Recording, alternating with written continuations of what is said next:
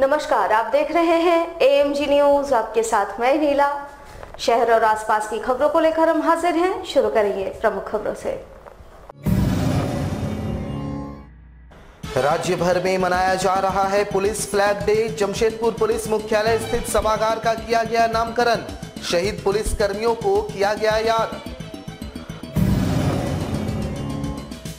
France के राष्ट्रपति का जमशेदपुर में भी किया जा रहा है विरोध। मुस्लिम समुदाय के लोगों ने फूंका फ्रांस के राष्ट्रपति का पुतला।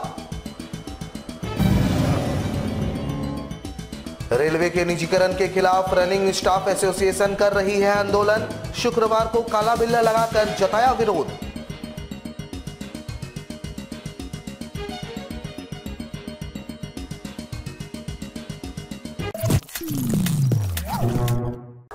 अब खबरें विस्तार से। झारखंड पुलिस महानिदेशक एवं पुलिस महानिरीक्षक के निर्देश के तहत 21 अक्टूबर से 31 अक्टूबर तक राज्य भर में नेशनल पुलिस फ्लैग डे मनाया जा रहा है। इधर जमशेदपुर पुलिस मुख्यालय में शुक्रवार को शहीद दुखिया मुर्मू के नाम पर एसएसपी कार्यालय स्थित सभागार का नामकरण दुखिया मुर्मू सभागार के नाम से किया गया एवं सभी 12 शहीद पुलिस कर्मियों की तस्वीर का अनावरण सभागार में किया गया। शहीद दुखिया मुर्मू के परिवार को उनके किए गए वीरतापूर्ण कार्य के लिए सम्मानित किया गया। इस मौके पर जमशेदपुर एसएसपी एम तमिलवड़न ने राज्य भर में शहीद हुए पुलिस कर्मियों की शहादत को नमन करते हुए बताया कि तमाम उलझनों को झेलते हुए पुलिस दिन रात आम लोगों की सेवा में लगी रहती है, जिससे कई बार उन्हें जान भी गंवानी पड़ती है, जिनका सम्मान जरूरी है। ऐसे में राज्य पुलिस महानिदेशक के द्वारा फैसला काफी सराहनीय है। इससे शहीद पुलिस कर्मियों को सच्ची श्रद्धांजलि मिलेगी। वहीं शहीद दुखिया मुर्मू के परिजनों ने राज्य पुलिस के इस पहल का स्वागत किया। आपको बता दें कि दुखिया मुर्मू की हत्या नक्सलियों ने 21 जनवरी 2015 को कर दी थी। उस वक्त वे एसपी के अंगरक्षक हुआ करते थे। नक्सलियों ने एसपी को टारगेट कर रखा था, जिन्हें बचाने के क्रम में दुखिया मुर्मू के सर पर गोली लग गई थी, जिससे वे शहीद हो गए थे।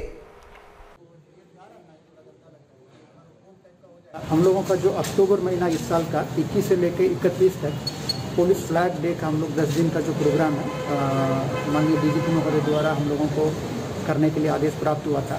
शहीद 10 दिन जो हम लोगों को बहुत सारा कार्यक्रम उनके यादगार में करने के लिए, इसमें हम लोग 21 तारीख को शहीद सम्मान हम लोग पुलिस लाइन में किए थे, शहीद स्थल में किए थे। उसके बाद हमारा जो जिला में शहीद हुए 8 पुलिसकर्मी एवं पदाधिकारी को उनके स्कूल में जाके उनको फ़ोटो को अनावरण किया गया डीएसपी के द्वारा।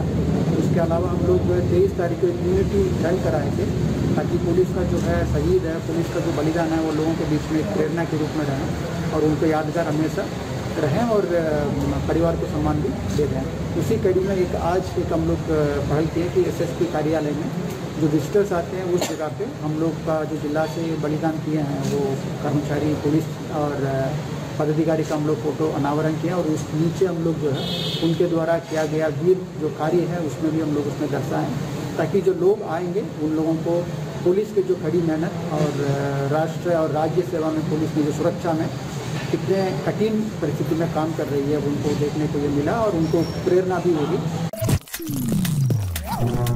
फ्रांस के राष्ट्रपति इनामुल मैक्रो और फ्रांसीसी उत्पादों का देश के कई इस्लामिक देश विरोध कर रहे हैं। इधर भारत में भी फ्रांसीसी राष्ट्रपति का विरोध शुरू हो गया है, जहां जमशेदपुर में ही मुस्लिम समुदाय के लोगों ने फ्रांसीसी राष्ट्रपति के विरोध में नारे लगाए, साथ ही राष्ट्रीय झंडे को पैरों से रौंदकर फ्रांस का विरोध किया। इतना ही नहीं, उन्होंने फ्रांसीसी राष्ट्रपति के पुतले को भी फूंका और फ्रांस के राष्ट्रीय ध्वज को भी आग के हवाले करते हुए देश के प्रधानमंत्री से फ्रांस के साथ सारे व्यापारिक समझौते समाप्त करने की मांग की। उन्होंने बताया कि किसी देश को किसी भी संप्रदाय के धार्मिक भावनाओं के साथ खिलवाड़ करने का कोई अधिकार नहीं है। धर्म को राजनीति से अलग महत्व देना ही देश के सर्वोच्च पद पर बैठे व्यक्ति की पहली प्राथमिकता होनी चाहिए। गौरतलब हो कि पिछले दिनों फ्रांस में एक हिस्ट्री टीचर की हत्या के बाद फ्रांसीसी राष्ट्रपति मैक्रो ने इसे इस्लामिक आतंकवादी हमला करार दिया था। तब से 15 से ज्यादा इस्लामिक देश उनके खिलाफ प्रदर्शन कर रहे हैं। इधर जमशेदपुर में भी फ्रांसीसी राष्ट्रपति का विरोध देखा गया।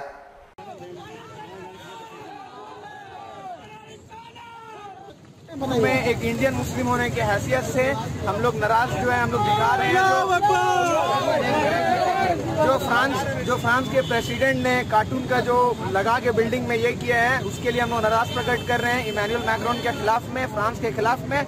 और मोदी जी से ये अपील करते हैं, जो इंडिया से हमारा ट्रेड होता है फ्रांस के साथ में, उसको बंद किया जाए। वो हम लोगों को नहीं चाहिए जो हमारे रिलीजन के खिलाफ में बात करें। वो भी एक लोकतांत्रिक कंट्री है, इंडिया भी एक लोकतांत्रिक कंट्री है, सबको अधिकार है। लेकिन फ्रीडम ऑफ एक्सप्रेशन का मतलब ये नहीं होता है कि किसी के भी मजहब के खिलाफ आप बोलें, और ना कोई भी किसी के मजहब के खिलाफ नहीं बोलना चाहिए। वो फ्रीडम ऑफ एक्सप्रेशन नहीं हुआ।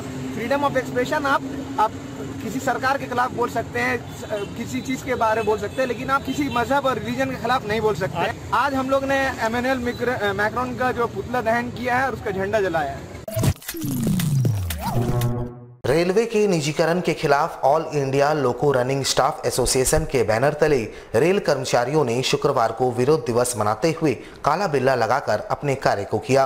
केंद्रीय कार्यकारिणी समिति के आह्वान पर पूरे देश में स्थित रेलवे स्टेशन के लॉबी के समक्ष विरोध दिवस मनाया गया, जहां सभी ने एक स्वर में रेलवे के निजीकरण का विरोध किया। साथ ही वेतन की कटौती पर भी कर्मचारियों ने अपना रोष जाहिर किया, जहां सभी केंद्र सरकार की नीति का जमकर विरोध करते नजर आए। और विरोध दिवस का नेतृत्व कर रहे ऑल इंडिया लोको रनिंग स्टाफ एसोसिएशन के जोनल महासचिव पारस कुमार ने बताया कि रेलवे द्वारा निजीकरण तो किया जा रहा है, साथ ही कर्मचारियों के वेतन में कटौती की जा रही है। दिन रात कर कर्मचारी अपनी सेवा देते हैं और उन्हीं के साथ दोहरी नीति अपनाई जा रही है। उन्होंने कहा, रेलवे के सारे ट्रेड यूनियन सोशल ऑर्गेनाइजेशन को एक मंच में लाकर रेलवे के निजीकरण का विरोध किया जा रहा है, जिसे लेकर सभी काला बिल्ला लगाकर संवैधानिक तौर पर अपना विरोध दर्ज करा रहे हैं। आज हमारे केंद्रीय कार्यकारिणी समिति का निर्णय के अनुसार पूरे भारतवर्ष में हर लॉबी के सामने विरोध दिवस निजीकरण के खिलाफ में, रेलवे निजीकरण के खिलाफ में विरोध दिवस मनाया जा रहा है, जिसमें काला बैच लगा के सारे वर्कर लोको रनिंग स्टाफ ड्यूटी में जा रहे हैं, ड्यूटी अपना कर रहे हैं।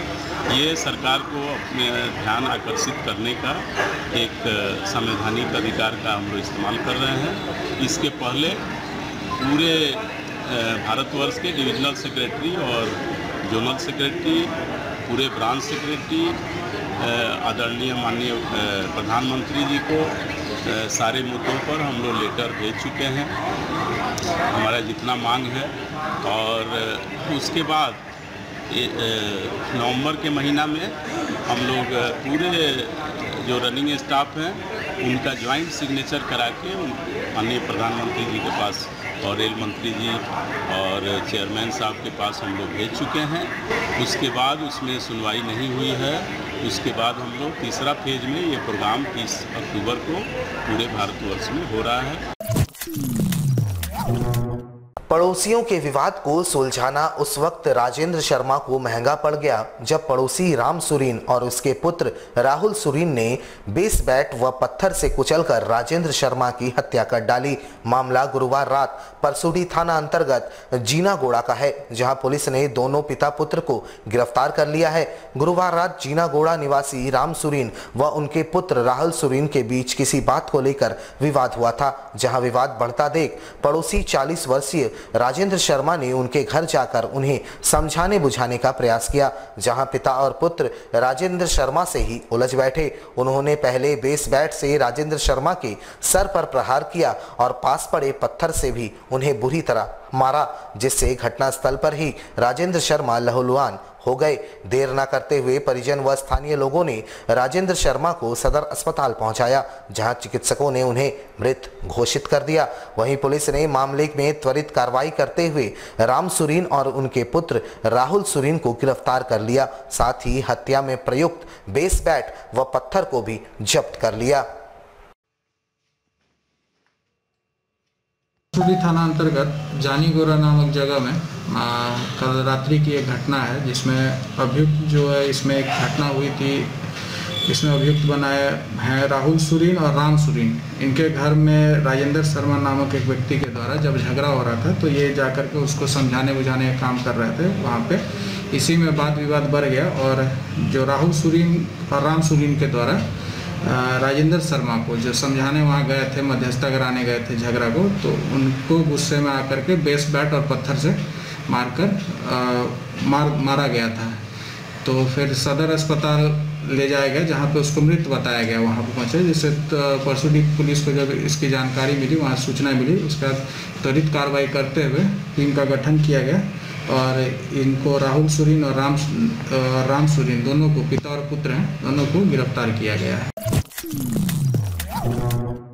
जमशेदपुर के एमजीएम अस्पताल में उस वक्त अद्भुत नजारा देखने को मिला जब एक बुजुर्ग ठेला चालक ने अपनी बीमार पत्नी को ठेले पर बैठाकर इलाज के लिए एमजीएम अस्पताल पहुंचे। बताया जाता है कि इस बुजुर्ग का नाम गणेश है और ठेला चलाकर ही वे अपने और अपने परिवार का भरण पोषण करते हैं। वैसे आर्थिक रूप से ये इतने सक्षम नहीं है कि ये अपने पत्नी को ऑटो में लेकर अस्पताल ला सके।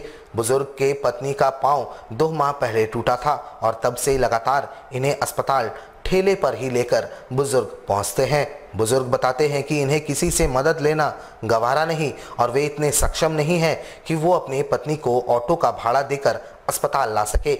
ये दृश्य वाकई ही बड़ा मर्माहत था, जहां एक बुजुर्ग बेबस होकर भी अपने हौसले को नहीं हारता है और जीवन में संघर्ष करते हुए आगे बढ़ता है।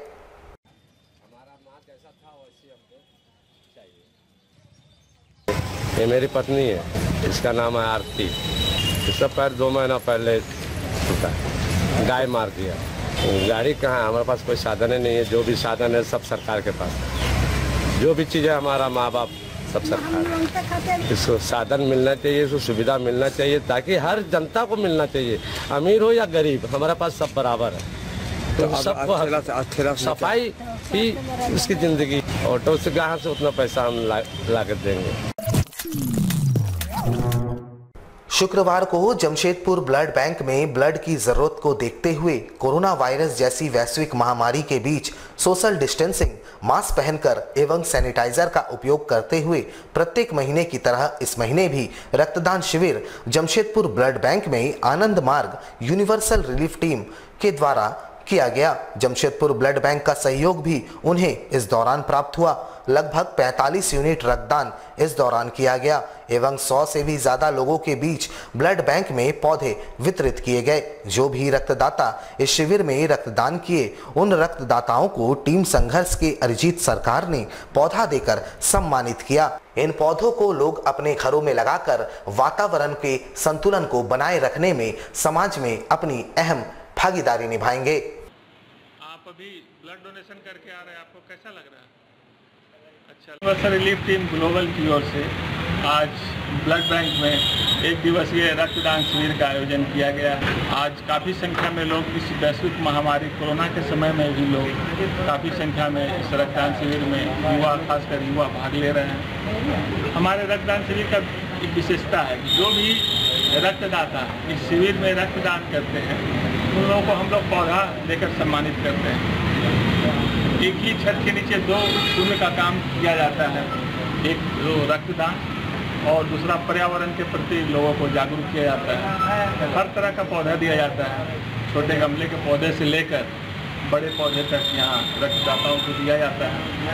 हम लोगों का एक कॉन्सेप्ट है कि एक घास का एक तिनका भी जो है पृथ्वी की गर्मी को कम करने में मददगार साबित हो सकता है। इसलिए इस उद्देश्य से हम लोग छोटे पौधे से लेकर बड़े पौधे तक लोगों को देते हैं, प्रोत्साहित करने के लिए सम्मानित करते हैं। जमशेदपुर शहर में लगातार धार्मिक स्थलों पर चोरों का आतंक जारी है। लगातार शहर के विभिन्न इलाकों में चोर मंदिरों के दान पेटियों को अपना निशाना बना रहे हैं। ताजा मामला सोनारी के एयरपोर्ट के पास स्थित विश्वकर्मा मंदिर का है, जहां चोरों ने दान पेटी का ताला तोड़कर उसमें रखे दान के पैसों पर अपना हाथ साफ किया। बीती रात चोरों ने इस घटना को अंजाम दिया। चोरों ने यहां विश्वकर्मा मंदिर के अलावे पास के बजरंगबली मंदिर को भी अपना निशाना बनाया। सुबह जब मंदिर के सफाई के लिए कमेटी का एक सदस्य पहुंचा तो उसने बजरंगबली मंदिर का ताला टूटा पाया, जिसके बाद विश्वकर्मा मंदिर का भी ताला टूटा पाया गया। इतना ही नहीं, चोरों ने मंदिर के पास स्थित दवा दुकान का भी ताला तोड़ने का प्रयास किया। हालांकि बहुत हद तक वे उसमें सफल नहीं हुए। अनुमानतः दोनों मंदिरों में लगभग 40,000 के दान के पैसों की चोरी हुई है। फिलहाल पुलिस इस चोरी की जांच कर रही है।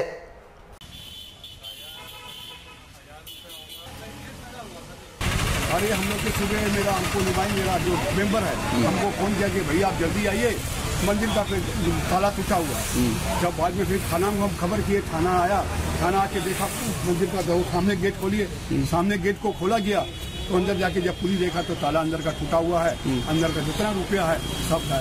इसके बाद हम लोग को पता चला कि मेडिकल का पास भी तो फ्रिज को तोड़ा गया है, उससे भी कोल्ड ड्रिंक सब लेके चले गए। और हमारे पीछे में एक और मंदिर है, शिव मंदिर है, वो महावीर जी का मंदिर और कुछ है, उसका भी देखते हैं कौन सिस्टम को चोरी करते हैं। अच्छा, ये हमको सब खबर हुआ तो फिर हम आए यहाँ पर। दान पेटी का अंदर का जितना रुपया था 20,000 रुपये। अच्छा, 20,000 के करीब हम लोग साल में एक बार पेटी को खोलते हैं दिवाली के टाइम में। दिवाली जैसे खत्म होती है दूसरा दिन हम लोग पेटी को खोलते हैं। ये बात करीब बहुत जन को मालूम था, लगता है वो लोगों को टारगेट बना दिया और टारगेट बना के अपना।